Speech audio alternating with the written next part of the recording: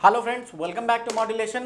I am Rajnish and आज हम देखने वाले हैं जो हमारा लास्ट टॉपिक होने वाला है पार्ट्स ऑफ स्पीच के इस लेक्चर में।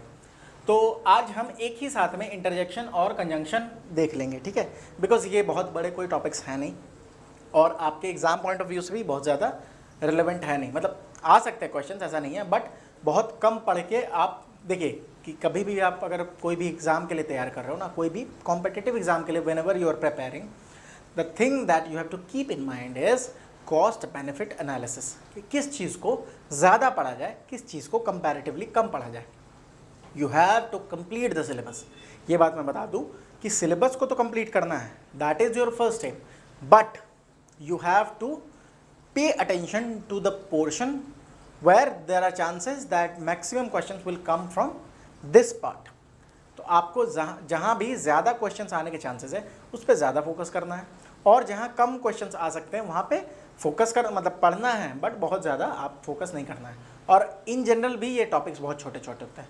जैसे वर्ब्स जो है वो बहुत बड़ा एक ये टॉपिक था। एडवर्ब जो है वो है, क्योंकि वर्ब के अंदर सब्जेक्ट वर्ब एग्रीमेंट मैंने आपको पढ़ा रखा है। एडजेक्टिव के बारे में आपको जानना होगा थोड़ा ज़्यादा करके, ठीक है। सिमिलरली प्रेपोजिशंस में आपको प्रैक्टिस बहुत ज़्यादा करनी होगी। तो आज हम देखेंगे फिर कंजंक्शन एंड इंटरजेक्शन। सबसे पहली चीज़, कंजंक्शन होता क्या है, व्हाट इज़ अ कंजंक्शन, ठीक है। तो conjunction is a part of speech, सीधी सी बात है, दैट कनेक्ट्स वर्ड्स, फ्रेजेस और clauses within a sentence, ठीक है।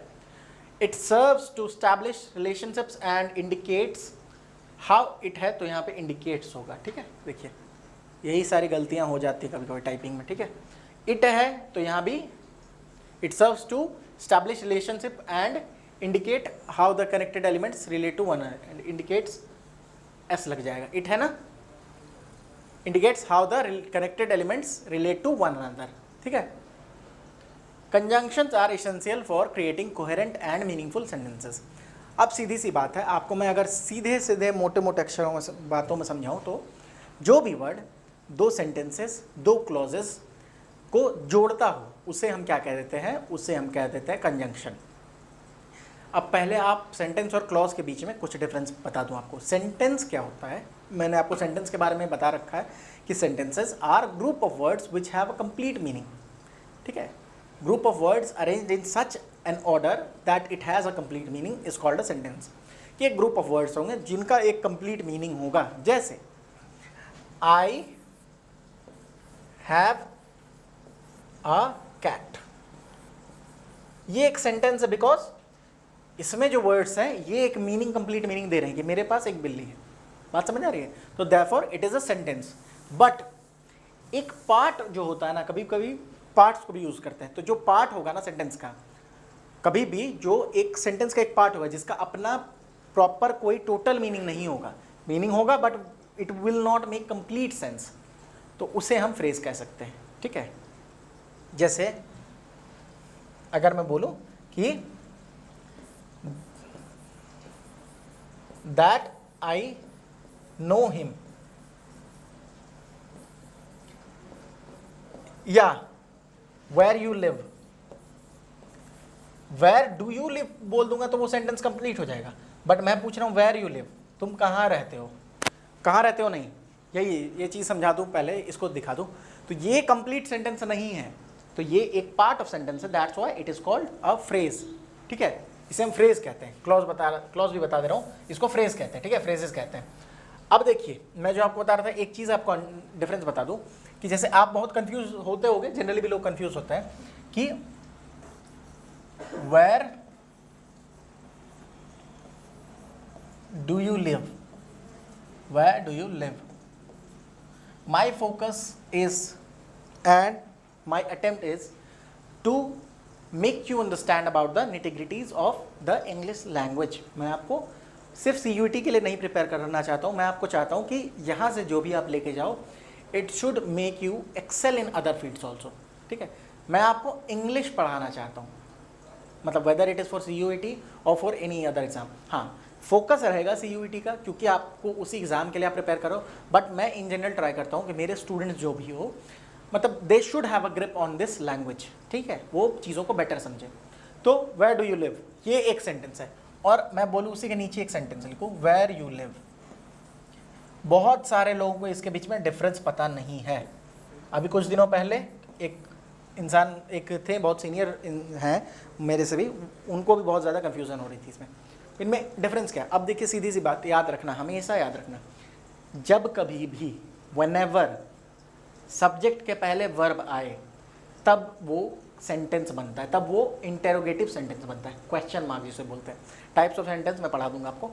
तो वेयर डू यू लिव जो है, वेयर डू यू लिव जो है, इसमें यू जो है, मैंने आपको बताया था नाउन या प्रोनाउन के पहले एक वर्ब, ये क्या है, ऑक्सिलरी वर्ब है, हेल्पिंग वर्ब है ना, तो प्रोनाउन के पहले वर्ब आ रहा है, तो इसलिए ये एक क्या हो जाएगा, क्वेश्चन हो जाएगा।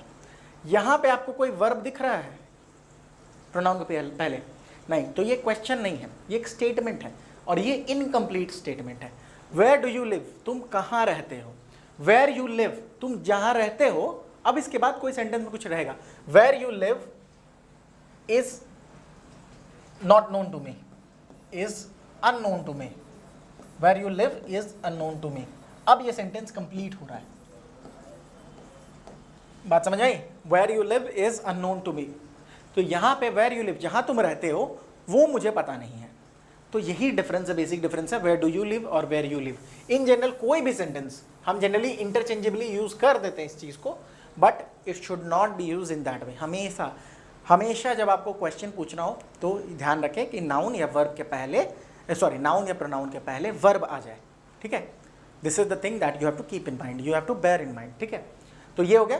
तो कोई भी आप फ्रेज, क्लॉज या सेंटेंस जो है उसको कनेक्ट जो करता हो उसे हम क्या कह देते हैं, उसे हम कहते हैं कंजंक्शन। जैसे एंड, जैसे एंड, बट, और, नॉर, सो, येट, जैसे एग्जांपल भी देता हूं मैं आपको। देखिए जैसे मैं अगर लिखूं, मुझे अगर ये सेंटेंस है I like coffee and tea, इसका मतलब क्या है, ये दो सेंटेंसेस हैं actually. I like coffee and actually this is true for me, I like tea. Question पूछते हैं ना, you are a tea person और coffee person, I like both of them. ये दो सेंटेंसेस हैं। अब इन दो सेंटेंसेस को एक सेंटेंस में कैसे मर्ज किया जाए, तो अगर मैं आई लाइक कॉफ़ी और यहाँ पे आई लाइक की जगह पे एंड कर दूँ, एंड कर दूँ, एंड को इस सिंबल से डिनोट भी करते हैं, ठीक है, इसको एंड बोलते हैं, ठीक है। I like coffee and T, अब देखें सेंटेंसेस दोनों जुड़ गए, आई लाइक कॉफ़ी एंड टी। तो यहाँ पे क्या हो गया कि आई लाइक कॉफ़ी एंड टी, यहाँ पे दो सेंटेंस जुड़ गए। या फिर आई लाइक कॉफ़ी एंड टी, अगर आप इन जनरल देख रहे हो, वहाँ मैंने दो सेंटेंसेस अलग कर दिए, तो फिर मैंने उनको जोड़ा, तो आई like coffee and I like T भी कर सकते थे, आई लाइक कॉफ़ी एंड टी कर दिया। अब इन जनरल अगर आप इसको देखोगे तो यहाँ पे दो वर्ड्स को हम लिंक कर रहे हैं, कॉफ़ी और टी को, तो कॉफ़ी एंड टी में दो वर्ड्स जुड़ रहे हैं। अब दो सेंटेंसेस को जोड़ते हैं, दो जो है इंडिपेंडेंट क्लॉजेज हैं उनको जोड़ते हैं। जैसे सी स्टडीड हार्ड, ये क्लॉज है, she did not pass the exam, ये एक क्लॉज है, ठीक है। लिखते हैं इसको, शी स्टडीड हार्ड। लड़कियां ऐसे भी ज्यादा मेहनती होती हैं। She did not pass the exam. ये दो सेंटेंसेस हैं, डिफरेंट सेंटेंसेस हैं, इसको हमने जोड़ दिया कैसे, बस एक बट लगा के। तो यहाँ देखें दो सेंटेंसेस को हम जोड़ रहे हैं, टू इंडिपेंडेंट क्लॉजेस हैं या टू इंडिपेंडेंट सेंटेंसेस हैं जिनको हम जोड़ रहे हैं बट से। तो that's why it is called conjunction. Junction का मतलब भी यही होता है कि दो अलग अलग जगहों को जो चीज़ जोड़ती है, जो बीच में पड़ता है, उसे हम जंक्शन कह देते हैं। उसी तरह ये भी है कंजंक्शन कि दो सेंटेंस, दो वर्ड, दो क्लॉज, दो फ्रेज, कुछ को भी जोड़ने का जो लिंकिंग वर्ड्स होते हैं उन्हें हम कंजंक्शन कह देते हैं। बात समझ आ रही है आपको? यही है कंजंक्शन, सीधी सी बात है। और भी वर्ड्स हो सकते हैं, और का यूज कर सकते हैं, ओ आर, ठीक है।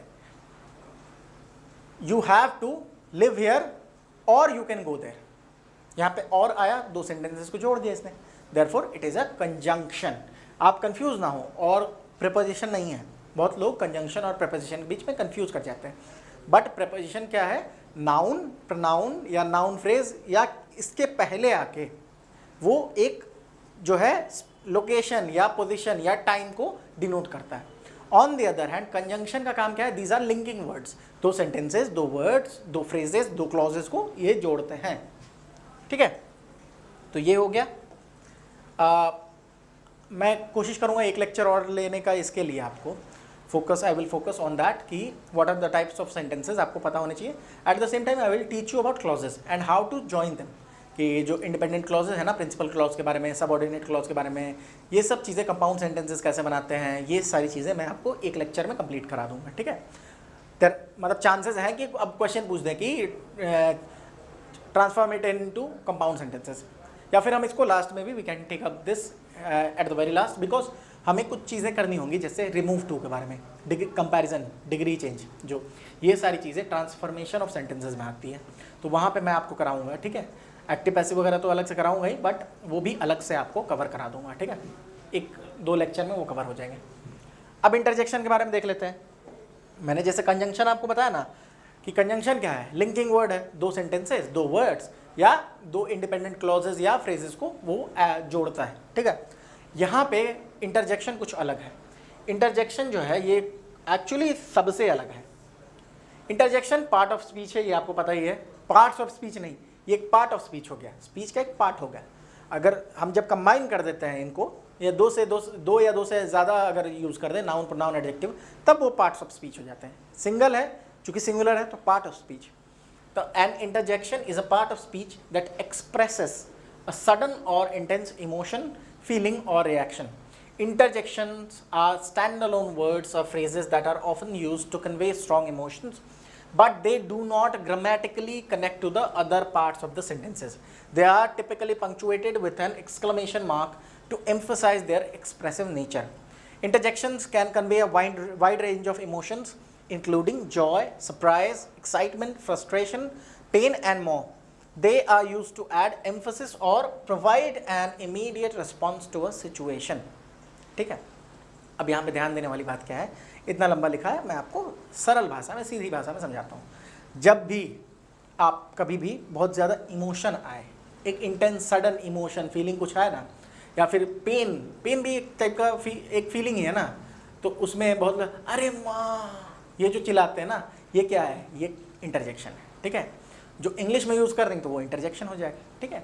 जैसे इंग्लिश में कुछ वर्ड्स यूज़ कर होते हैं जो कि हम जनरली हिंदी में यूज़ नहीं करते हैं। Hurray, we have won the match, hurray जो यूज़ हो गया, ये क्या हो गया, ये हो गया आपको इंटरजेक्शन। कभी भी कोई भी सडन फीलिंग, इमोशन, इसको कन्वे करने के लिए जो वर्ड्स यूज़ होते हैं, ग्रामेटिकली जो दूसरे वर्ड्स होते हैं सेंटेंस में, उनसे इनका कोई लेना देना नहीं होता है, ठीक है। ये स्टैंड अलोन अलग से वर्ड्स होते हैं। कुछ आपको एग्जाम्पल दूंगा, आप समझ जाओगे, जो कि आपके इमोशन को एक्सप्रेस करते हैं। हुर्रे बोलेंगे तो मतलब आप you are feeling happy, you are feeling very excited, तो वहाँ पे हुर्रे वगैरह यूज़ करते हैं। अलास, ये सैडनेस दिखाने के लिए, ठीक है, ठीक है। बाप रे बाप, कमर दर्द हो रहा है, तो ये बाप रे बाप क्या है, ये हिंदी में इंटरजेक्शन है, ठीक है। ये आपके सॉरो, ग्रीफ, पेन को दिखाने के लिए यूज़ हो रहा है, ठीक है। वही इंग्लिश में कर देंगे। तो जैसे कुछ एग्जाम्पल्स दे रहे हैं, वाओ दैट्स अमेजिंग, तो यहाँ वाओ जो है, क्या इसका कोई रेलेवेंस है, मतलब इस सेंटेंस में कोई और वर्ड से इसका कोई कनेक्शन है? जनरली नहीं है, क्योंकि एक स्टैंड अलोन वर्ड है।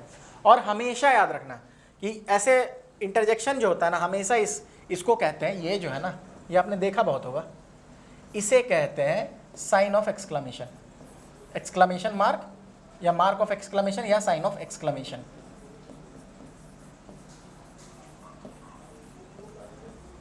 पंक्चुएशन भी एक चैप्टर है इंग्लिश में, आपको ज़रूरत नहीं है, but punctuation is a chapter जहाँ आपको पता चलता है कि कहाँ पे आपको कॉमास यूज़ करने हैं, कहाँ पे आपको सेमी कॉलम्स यूज़ करने हैं, कहाँ पे डैश यूज़ करना है, कहाँ पे ये पंक्चुएशन मार्क्स को यूज़ करना है, ठीक है। तो ये जहाँ भी देखें, ये समझ जाना, ये वाला जो है अच्छे से बना दे रहा हूँ, अब समझ आ रहा होगा ना। इसे साइन ऑफ एक्सक्लेमेशन कह देते हैं, एक्सक्लेमेशन मार्क कहते हैं, ठीक है। तो इसे, ये जब भी किसी वर्ड के आगे देखना, समझ जाना ये इंटरजेक्शन है, ठीक है। जैसे वाओ के साथ लगा हुआ है, देखो, देख रहा होगा, वाओ दैट्स अमेजिंग, तो यहाँ पे क्या है, एक सडन फीलिंग आया, सडन जो है इमोशन को एक्सप्रेस कर रहे हैं कि कोई चीज़ कितनी खूबसूरत है, तो उसको देख के जो मन में विचार आए, जो फीलिंग्स आए, आप उसको एक्सप्रेस कर रहे हैं और एक वर्ड को यूज़ कर रहे हैं उसको एक्सप्रेस करने के लिए, उसको बताने के लिए, ऐड ऑन करने के लिए, तो वो हो गया wow. Ouch, that hurt, ouch, ठीक है। ये भी क्या है, यहाँ पे चोट लगी होगी या कुछ हुआ होगा, ठीक है, तो ouch that hurt. I see what you mean. अब यहाँ पे ये एक्सक्लेमेशन मार्क नहीं आया, बट दैट डजेंट मीन कि ये साइन ऑफ एक्सक्लेमेशन नहीं है। कोई भी वर्ड आ जाए जिसका आपको लगे कि इसका मीनिंग कुछ होगा नहीं, ठीक है, स्टैंडर्ड नोन वर्ड होंगे, और ध्यान देंगे कि वर्ड जो है वो किसी इमोशन को मतलब एक्सप्रेस करे तो समझ जाएंगे वो क्या है, इंटरजेक्शन है। आई सी वॉट यू मीन, सी पूछ देंगे तो वो वर्ब हो जाएगा, ठीक है। यू पूछ देंगे तो वो क्या हो जाएगा, यू प्रोनाउन हो जाएगा। तो आ जो है ये क्या हो गया, यहाँ पे इंटरजेक्शन हो गया। ये word ouch, ah, oops, I made a mistake, या oops, I didn't but he did, yikes, hurray, और भी बहुत सारे वर्ड्स होते हैं। इस तरह के वर्ड्स जनरली इनको इंटरजेक्शन कह देते हैं। कंजंक्शन लिंकिंग वर्ड्स है जो दो सेंटेंसेस, दो वर्ड्स, दो क्लॉजेस, दो फ्रेजेस को आपस में जोड़ते हैं, ठीक है। एंड और ये सब जो है आपको कंजंक्शन के अंदर आते हैं। इंटरजेक्शन जो words sudden emotion, sudden feeling को शो करने के लिए यूज होते हैं। हुर्रा, अलास, उसके बाद हिप हिप हुर्रे, वाव, आउच, ये सब क्या हो गए, इंटरजेक्शन होते हैं। तो this was all about your parts of speech. Parts of speech आपका कवर्ड है, इसके बाहर पार्ट्स ऑफ स्पीच है भी नहीं, करना भी नहीं है आपको, ठीक है। This is all about it. इतनी ही चीज़ें आपको पढ़नी है आपके सिलेबस में, आपके क्या किसी भी सिलेबस में इतनी ही चीज़ें हैं। अगर आप इसको अच्छे से पढ़ लेंगे, थोड़ा प्रैक्टिस कर लेंगे, एक दो क्वेश्चंस कुछ देख लेंगे, कुछ गूगल से निकाल कुछ क्वेश्चंस देख लेंगे, तो आप you will be in a better position, ठीक है, देन अदर्स। बस आपको रिवाइज करना है और चीज़ों को ध्यान से कॉन्सेप्ट पे फोकस करना है। आप याद करने जाओगे, क्रैम करने जाओगे, नहीं होगा, प्रेपोजिशन के केस को छोड़ के, ठीक है। आपको कॉन्सेप्ट को पकड़ना है, कॉन्सेप्ट पकड़ लोगे तो you will be in a position to answer any question which is based on this, ठीक है। तो ये this is all about parts of speech. अब नेक्स्ट क्लास में किसी और लेक्चर के साथ मिलते हैं। Till then keep on revising things, ठीक है। This is the only way for you to crack your examination, ठीक है। Keep on revising everything, section 1 भी, सेक्शन 3 भी अच्छे से रिवाइज करते रहें। उधर मैं आपको पॉलिटी भी बता रहा हूँ, पॉलिटी को भी बार बार देखें, ठीक है। चलिए मिलते हैं फिर नेक्स्ट वीडियो में।